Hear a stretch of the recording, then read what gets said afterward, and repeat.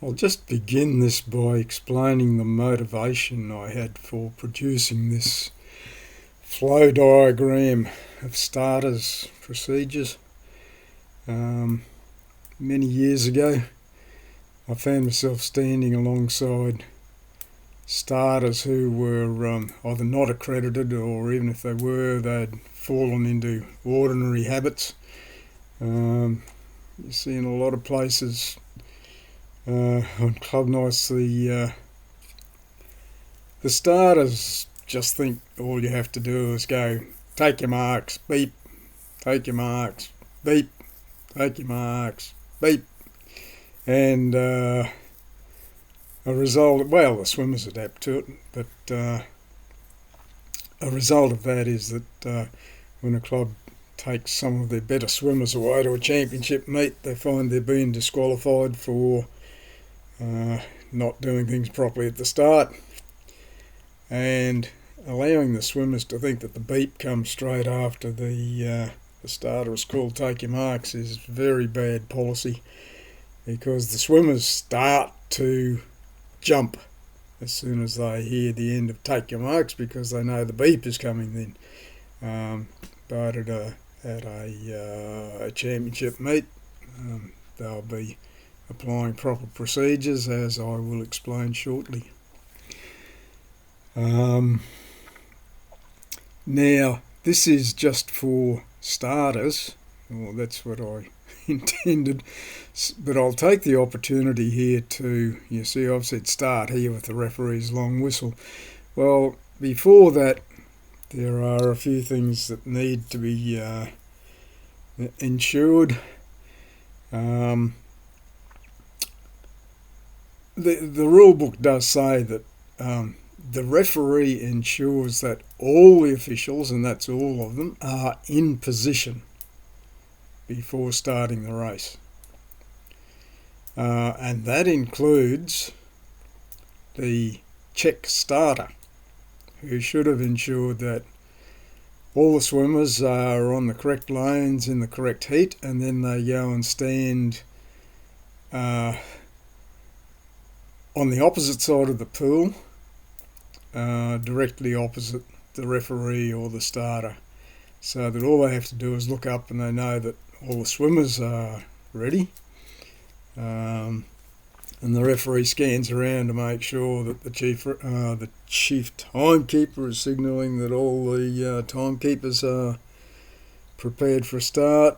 And I'll just add here that locally, at our local swim meets, we tend to, if we've been running 50-metre events and we're going to go to 100, they'll issue the start for the 100, and then the timekeepers will straggle up from the 50-metre end back up to the start end to time the 100-metre event. Well, strictly that should not be done, but locally it saves time, and you've got people there who, whenever there's a bit of a lull, they'll say, come on, what's the hold up? So they do it anyway, but strictly it should not be done. So let's assume that everything is in order, and we start here with the referee's long whistle. And that, I should go back here. So what we've got here is some text in bold capitals inside a speech bubble, and if we look up here at the legend, that says that is a command. Okay. Well, we'll find a couple of other commands down here. When the starter calls take your marks, that's a command. The starter can also call stand down, that's a command. And the starting signal is a command. Going back, I'll just explain the rest of this legend here. If you see a number in square brackets, that means see note number N. And here we've got some numbers in square brackets here saying take a look at notes 3 and 4, and here's note 3 here, and here's note 4. There's a whole page of them further down.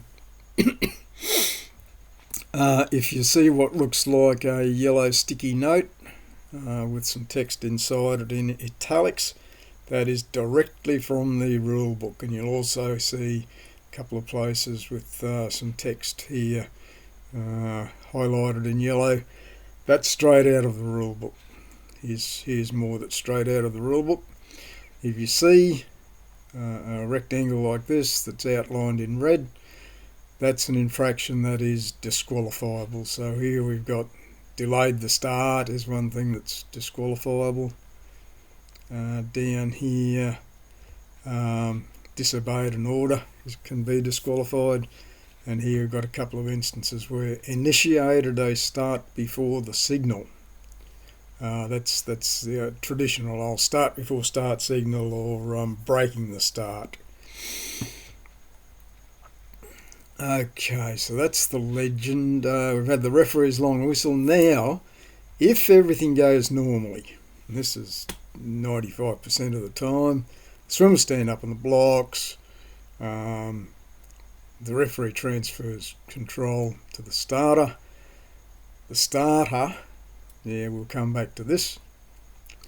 The starter will normally call, we're just going straight down the left-hand side here, this is what normally happens. The starter calls take your marks, and then when all the competitors are steady, the starting signal is given, and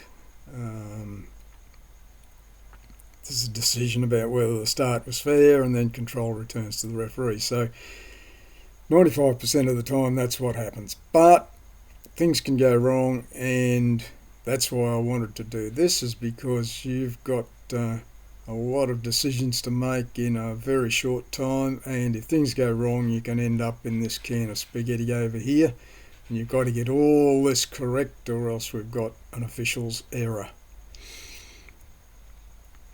Okay, now let's just dispense, this is what's normal. Let's just dispense with a few other things that can happen. So I've had the whistle. Starters, the swimmers stand up on the blocks or may start from the wall. Coaches hate that. They won't let them start from the wall, or else they'll never get them up on the blocks. But with a white hat on, the officials don't care if you start from the wall. For backstroke, it's a feet first entry.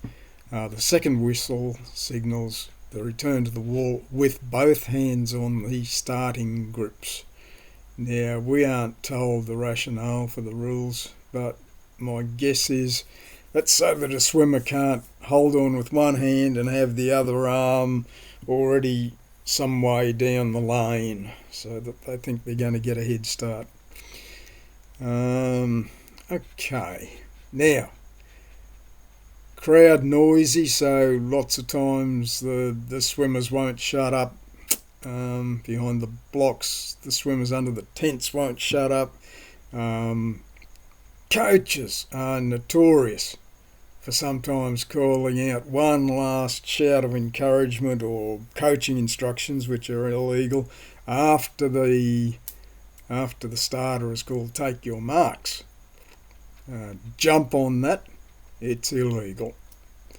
If the crowd is just generally noisy, which makes it hard for the swimmers on the blocks to hear the starting procedure, the starter may very reasonably, and this is just me talking, it's a convention rather than a rule, the starter can use their device to call quiet for the start please, and if it persists,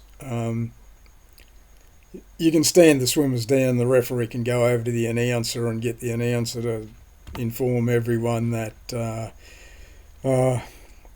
events will resume once once there is quiet for the start. So that's an important convention there. This one here, which there are things that can happen before the start or during the start procedure which constitute delaying the start, which is disqualifiable. And what's happened here? And one example here is that a lot of young swimmers just know that the referee's whistle is the command to put your goggles on. Well, it's not. When you're standing there behind the blocks, you should have your goggles on and your togs tied up and everything ready to go, because the referee's long whistle means stand up on the blocks promptly. I should have mentioned back here, yeah, that was the other thing. I mentioned about officials being in position and the check starter having everyone ready. Another thing I'll mention here is that the swimmers should wait in a line about 2 or 3 steps behind the blocks and wait for the referee's whistle before they go towards the blocks. A few things not to do. You see, children feel everything in their guts. They don't think about things. And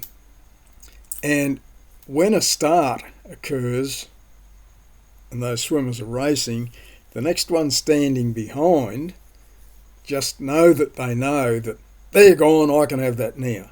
And they'll rush up and straggle all over the block. Some of them even sit up on it. Some of them will dip their goggles in the water. It's more of a nervous habit than anything else. It doesn't really do anything. Some will splash themselves with water out of the lane. Now, this is where it is illegal, because strictly that lane and that block belong to the swimmer who is racing. It's not yours until the referee blows the whistle for your race. So this is why you stand back clear of the block and wait for the whistle. That little bit of backtracking, where were we?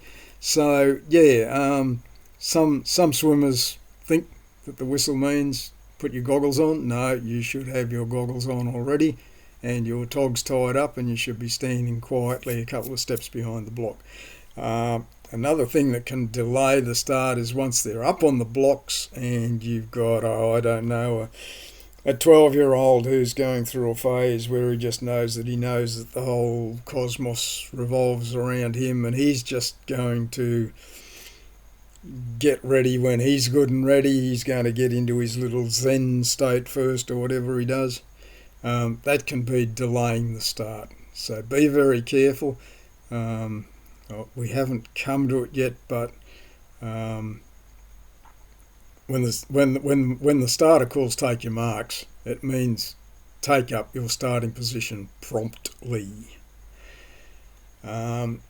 This one over here, fidgeting.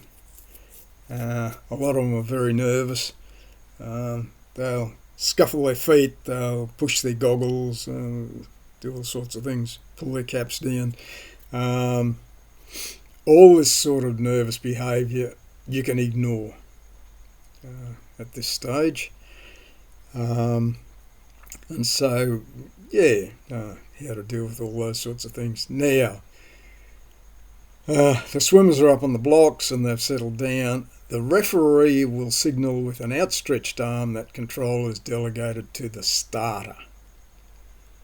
Now, from the rule book, it says here that the starter has control of the competitors from the time the referee turns them over to him until he is satisfied that the start is fair.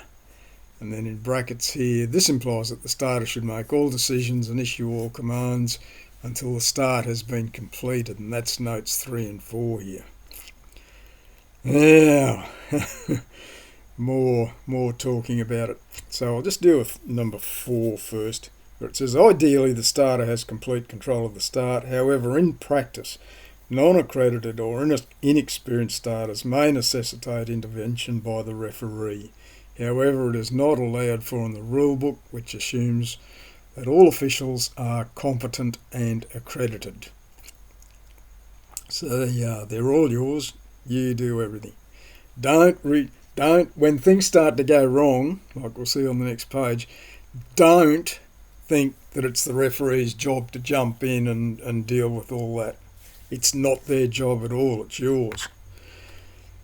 Note number 3 here, and I'll just read through that. In addition to take your marks, the starter has an additional command, stand down, and we'll see that on the next page, and must apply this appropriately, otherwise officials' errors may result. it may result in more swimmers falling in the water, and then you've got to sort out what was disqualifiable and what was not, things like that. When swimmers here stand down, they must be able to stand back down. So you, as a swimmer, you've got to be very, very careful that you can maintain your starting position until you hear that start signal. Falling in the water at this point would normally be disqualifiable, although it depends on the circumstances. They may let you back out and back into the race. Also note that delayed start, disobeyed order and misconduct are disqualifiable. We'll get onto those on the next page. And this misconduct here I might or might not get back to, because after all the rules, there's one last one which an official can resort to, or referee can resort to, which is any other misconduct. So, for an example, if a scuffle breaks out in the marshalling area or something like that, the marshal can bring the miscreants around to the referee and say, hey, these got into a punch-up, and the referee can investigate the situation and could put one or both of them out of the race. Basically, while under control of officials, competitors do as they are told when they are told. It is not meant to be authoritarian or onerous. It is merely for the orderly conduct of events. So 95% of the time this is normal.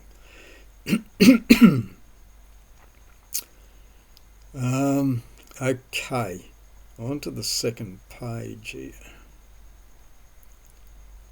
This is where we've got this can of spaghetti.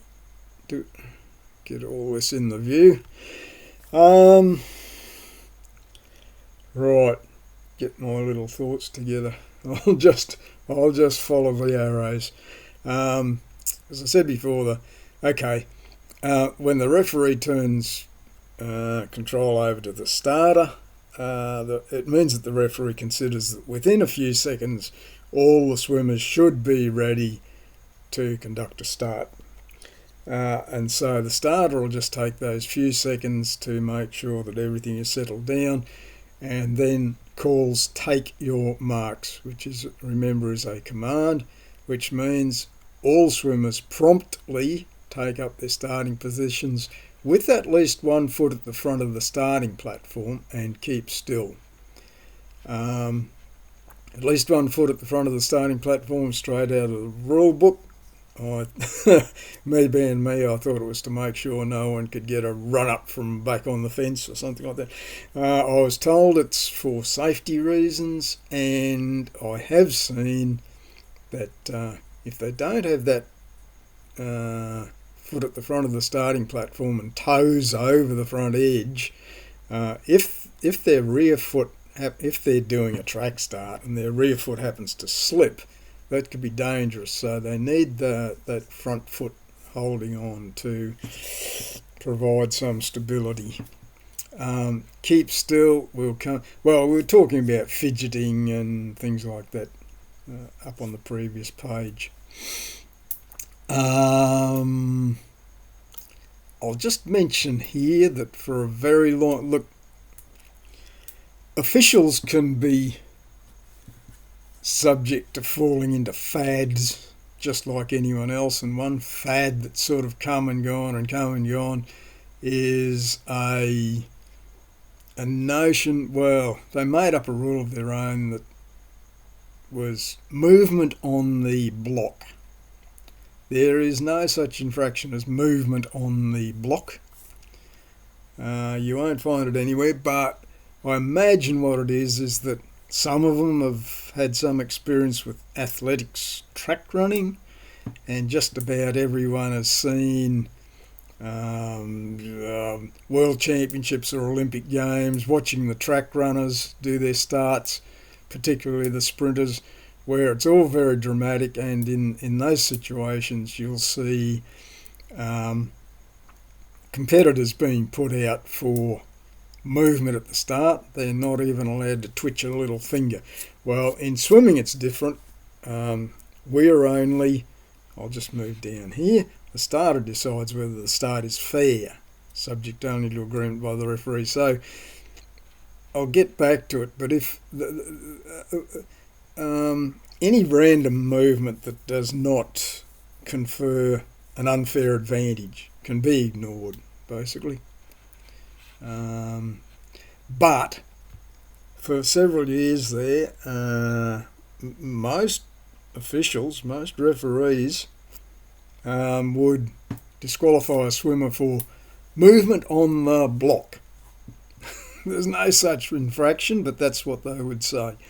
Now, that's all at present, 2026. What I've been saying is what we've gone back to.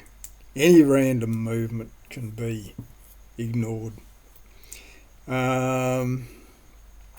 So I'll try to, I don't know how I'm going to do this because it all gets tangled up, but I'll try to see over here. This is what normally happens.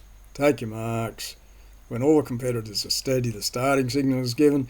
So this is where I'll mention now, this is where so many local starters go wrong. They think it's take your marks beat. Well, it's not. It says when all the competitors, and that's every last one of them, are steady, that is, got into position and stopped moving. That's when the starting signal will be given. So some of them, when they stand up on the block, are almost into their starting position already. Some will stand upright, and you call take your marks, and they will go down and move into a starting position, which can take longer than the others need, but you just have to wait for them.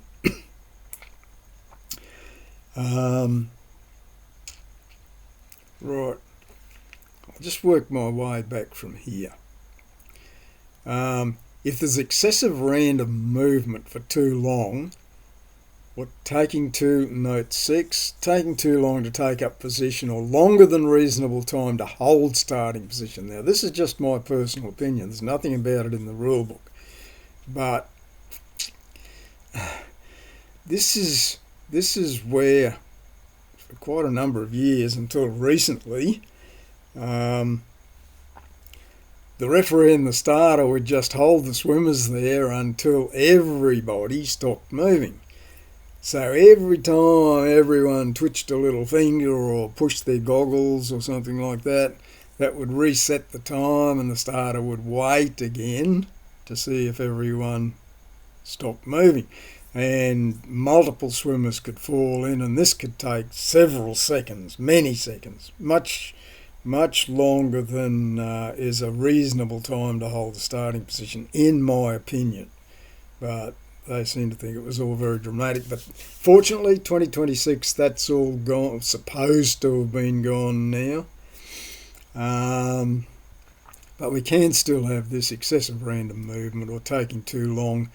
What you do is you call stand down and provide a warning to them, and then we've got note 10 to look at, and resume at the referee's whistle, which is at the start of the first page. So I might go down and have a look at notes 6 and 10. Here's note 6. Remember that the rules and procedures are written for the World Championships. They are. They come down from the top. Where there are only open swimmers, they're all adults. Normally. We are attempting to apply these rules to age group swimmers, so perfection cannot be expected. So you would know that an 8-year-old boy could not keep still in a month of Sundays, so as long as it's not giving them any unfair advantage, ignore it. Note 10 here, this is the thing you do. Inform the swimmers that, quote, the start signal cannot be issued until all are steady, so take up your starting position promptly and keep still, unquote. That's what they should be doing. Okay, so we've done all that. Now, this is one of the instances where you can call stand down and someone who thinks it'll be a joke deliberately dives in. The coaches will be telling them, absolutely do not dive. Absolutely do not do that. One referee who was training me years ago said it's simple. If they're wet, they're out. So anyone who's deliberately dived in is going to get dismissed from the event. What's happened here? That's still okay. We're a bit off centre, and I don't know how to fix it. If someone deliberately dives in, that's disobeyed an order, because the order was stand down. You can go around the end, the referee will go around the end and say, the order was to stand down. What did you do? You dived in. You've disobeyed an order, that's disqualifiable. You are dismissed from the event. So that's one, following the arrows around. And that all started from here. Another possibility is that someone's delayed the start, as I've spoken about in the earlier page. If they're up on the block and someone's taking too long, they're just staring into the distance and counting down and thinking it'll be all right, they'll just have to wait for me. Well, they don't have to wait for you. Stand them down, and like we said before in note 10 here, tell them they've got to get into position promptly and keep still. Again, I don't know whether I've got that. Stand them down. Yeah, that could result in someone deliberately diving in. Yeah, I told you how to deal with those. But, oops, I wish it wouldn't do that. There. Right. I see what's happened. I've run the mouse over the trackpad. Right. Delayed the start. Someone loses their balance. Now, whether it was intentional or whether it was accidental, we're not expected to differentiate between those. If someone's gone in the water, it means they've anyone who has, look, I've made an asterisk here. Initiated, start before signal. Initiated down here is being interpreted as a sustained forward movement. Now, as I said before, officials adopted a fad of disqualifying any movement. That's been tidied up now. It can all be ignored unless it is a sustained forward movement. I was going to put intentional there until I realised that it can be accidental, and even if it's accidental, that is disqualifiable. So if someone's overbalanced, fallen in the water, you call stand down. The rest of the swimmers stand down. This one's already disqualified. So the rule is that anyone who is disqualified cannot go in the race. So you have to tell them they are dismissed, and you start again at the referee's whistle. You've stood the rest of the swimmers down. All these sorts of things can happen. Others can deliberately dive in. You get rid of those. And you follow around here. Dismiss the swimmer and begin again at the referee's whistle. So you can begin to see that, starts are very quick, basically. Personally, I'm not really very quick. I have to practice and practice and practice and practice. But you can see that you've got to know all this, and you've got to apply it in fractions of a... Did I say imply? You have to apply that in fractions of a second, depending on what is happening. So starting's not for everyone. It's good if you're observant and quick, and you can learn all this. Okay, last one. There's quite a bit of fidgeting. I've put here ignore it.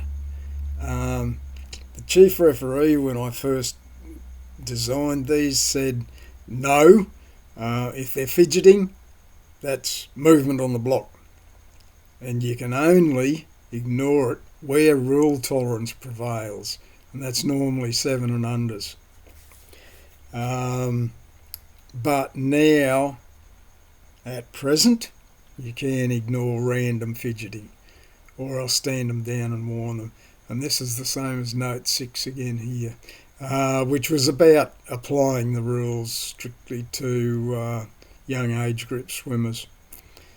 Be a bit lenient, but be careful, because the rule book, as I said before, is written for the World Championships, and it doesn't say, the word discretion does not appear anywhere in the rule book that I've been able to see, and it sort of, reading between the lines, it makes it clear that if you apply discretion, then you've gone out on a limb and you've lost the protection of the rules. So if anyone complains, you don't have a leg to stand on, so to speak. Okay.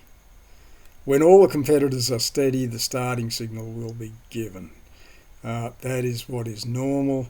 Note 7. What have I said about note 7? Note 7. Oh yes, here's where your amateurs can go wrong. It is no use thinking you can just get rid of them before anything can happen. This is why they go, take your marks, beep. Right? You don't get any of this overbalancing or starting to jump too early in this sort of thing. Well, the fact is, that's very bad policy. As I said, that is unfair to swimmers who are still moving into position. They should be given sufficient time. And you cannot save any who are off balance. They are going to be disqualified at the finish anyway. Now, we've got the one start rule. Have I mentioned the one start rule? The one start rule is up here. I'll probably be talking about that a bit later. It is bad practice to allow the swimmers to assume that the start signal sounds immediately after you say marks. Take your marks, beep. I said a lot about that earlier. So trying to save them won't work. Back here again. Now this is when you've called, when the start signal is given. You see, and I think I've got, note 8 and note 2. If the swimmer had begun to move forward before the starting signal. We'll talk about that in note 8 and note 2. Alright, here we go back down again. Note 8. This is what I have to talk about here. There's about a quarter of a second between the starters deciding that the competitors are ready and the signal issuing from the start device. Much can happen in that time, including a swimmer beginning to move forward, which the starter cannot practically do anything about. Now, in that case, the race proceeds, and if the referee agrees, disqualification is issued at the end of the race. I think that, we're going to deal with that later. So if you're a starter, you've got that little blip of time there in which things can sneak in and you can't do anything much about it. Note number 2 here, the one start rule applies. I'll just talk about a little bit of history that hardly anyone alive would have seen. Going back to athletics again, you'll see that they have as many as 2 false, they can recover from as many as 2 false starts. They've got 3 tries, but swimmers don't. The one start rule applies. Fishing them back out of the water and lining them up again takes too long. Things go on forever. Yeah, we used to end up, we used to run heats and finals, and we also had all these, we had these 3-start rule. You could have 2 false starts, and it took up time. And between that and the heats and finals, we were finishing local swim meets in the dark with the lights on. And then you have to drive home after that. So they cut this nonsense. The one start rule applies. This means that the starting signal is normally only issued once. There is no recall. You see, we used to have false starts. There used to be a false start rope, and the starter would fire a second signal, and that meant, false start, and everyone would go back and do it again. Not anymore. There is no recall except in the case of an official's error or an equipment failure, which you hardly ever see. Any swimmer entering the water before the start signal is disqualified. That's straight out of the rule book. Is disqualified and dismissed. So before the start signal, if the start signal has not been issued, then the remaining swimmers are stood down. Whoever broke the start gets fished out and dismissed.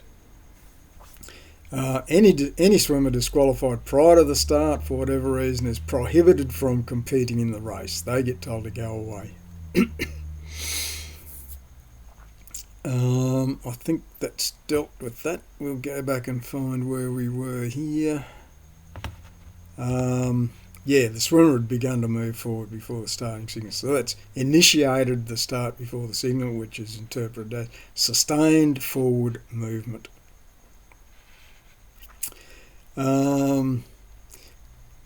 If everything's normal, the starting signal is given, following which, from the rulebook, it says the starter decides whether the start is fair, subject only to agreement by the referee. Only the referee can disqualify.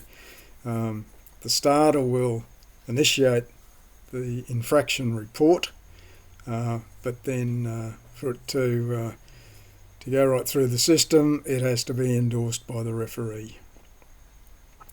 After which control returns to the referee. Now, written in notes 1 and 5. I had a discussion recently about this, where some officials were of the opinion that both the referee and the starter have to agree. But there's further on in the rulebook where the referee's responsibilities are laid out. It still says that the referee disqualifies any infractions which they observe personally. So that, to me, implies that if the referee thought there was an infraction at the start, they can issue a disqualification without agreement from the starter. So we'll just leave that hanging in the air there. Let me see, because I have, as I've said before, a lot of local starters are basically amateurs and they get a lot of things wrong. So the referee may have to apply rules that the local amateur starter doesn't know anything about. Notes 1 and 5, what are they about? 5, yeah, yes. Oh, maybe I'll deal with 5 first. When infractions occur at the start, the starter fills in the infraction report for endorsement by the referee. This shocks a lot of them. They don't think it's part of their job to write on infraction cards, but it is. The starter fills out the infraction report for endorsement by the referee. They just put their signature at the bottom of it, if they agree. Any official may submit an infraction report. It would be rare, but a marshal could if there's disorderly behaviour in the marshalling area or something like that. But ultimately, the referee, and that is the official with the whistle at the time, is the only one with the power to disqualify. They all have to. Um, mm, no, we're getting around that a little bit, but I don't want to go into that here. Note one: the objective is to achieve a fair start. That's it in a nutshell. Uh, i.e., in my words, did anyone gain an unfair advantage from the start? If anything happened that did not confer an unfair advantage, it can probably be overlooked. Anything inconsequential may be overlooked. Basically, the officials are there to protect the interests of all those who swam within the rules. You don't have to be regimented about this, although many people are. Um, it's not about punishing someone for doing something wrong. That's not it at all.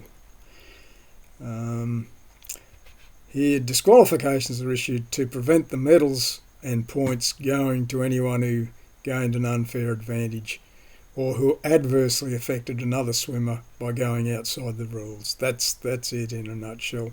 If you want to know how an official should think, that's it. Don't think that you become an official to enforce rules or punish children or aggrandise yourself or anything like that. It used to say in the what was it, the Art of Officiating booklet, that an official said this amongst themselves: at a swim meet, the officials should be invisible. You're not there to make yourself stand out. So note one, I think we're nearly there. 8, 7, 6, 5, 4. Yep, I think we've just about covered everything. Yeah, and after the start has been completed and everything's settled down, control returns to the referee. But you can see that the starters really should be responsible for all this. And that's why I made this flow diagram, to try to make it understandable. Not everyone can relate to a flow diagram, but this is the best I can do, to try to explain all the things that can happen here if things go wrong.